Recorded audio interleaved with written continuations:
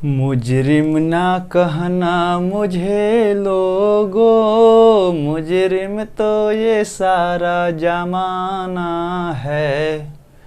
मुजरिम ना कहना मुझे लोगो, मुजरिम तो ये सारा जमाना है।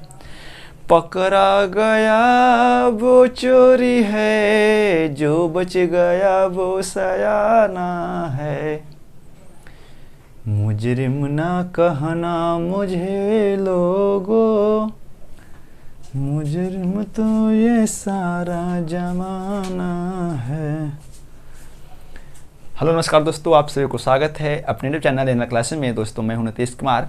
आज हम ऐसे प्रश्न को लेकर आए हैं जो बिहार बोर्ड के लिए सबसे चहेता प्रश्न है बिहार बोर्ड का, और ये 12th का बायोलॉजी है। और हम सब अभी चैप्टर वाइज सवाल यहाँ पे करवा रहे हैं, वैसे सवाल जो अक्सर हमेशा बोर्ड में पूछे जाते हैं दोस्तों। तो हम सब यहाँ पे चैप्टर 1 का लेकर आए हैं। ये सेकेंड सवाल है। आप सवाल 1 में देखे होंगे कि जनन की कौन सी विधि अच्छी है जो।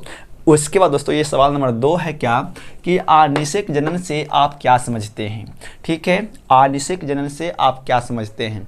तो सबसे पहले आनिशिक जनन को समझने से पहले कुछ थोड़ी सी बातें सुन लीजिए।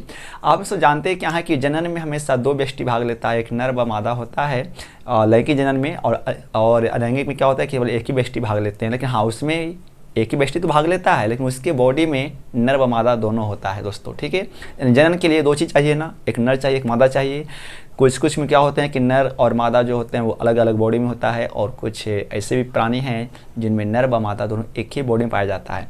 लेकिन ये जनन जो है वो एक अलग प्रकार का जनन है। इसमें क्या होता है कि मतलब कोई भी जीव को ना, कोई केवल एक ही मतलब उसको नर नहीं चाहिए, केवल मादा के शरीर में अपने प्राकृतिक रूप से क्या होता है वो निषेचन की क्रिया करके वो अपने जैसा संतान की उत्पत्ति कर देता है। ठीक है, अलैंगिक या लैंगिक में तो नर व मादा चाहिए। फर्क क्या है कि लैंगिक में नर व मादा अलग अलग बॉडी में, जबकि अलैंगिक में क्या है कि नर व मादा दोनों एक ही बॉडी में होते हैं। लेकिन ये एक ऐसा जनन है दोस्तों जिसमें जनन में नर चाहिए ही नहीं, बस केवल मादा के शरीर में अपने आप प्राकृतिक रूप से क्या होता है निषेचन की क्रिया हो जाती है, और वो जीव अपने जैसा संतान की उत्पत्ति कर देते हैं। तो हम इस प्रकार को क्या कहते हैं, आनिशिक जनन कहते हैं। ऐसे समझते हैं इसकी परिभाषा क्या होता है। और ये अक्सर हमें सब बोर्ड में सवाल नंबर 2 पूछता है दोस्तों। तो अच्छा लगा वीडियो लाइक कीजिए, शेयर कीजिए और मित्रों को शेयर भी कीजिए, क्योंकि ऐसे ऐसे प्रश्न हम आपको 12th के बायो के लिए देते रहेंगे दोस्तों, हर चैप्टर वाइज।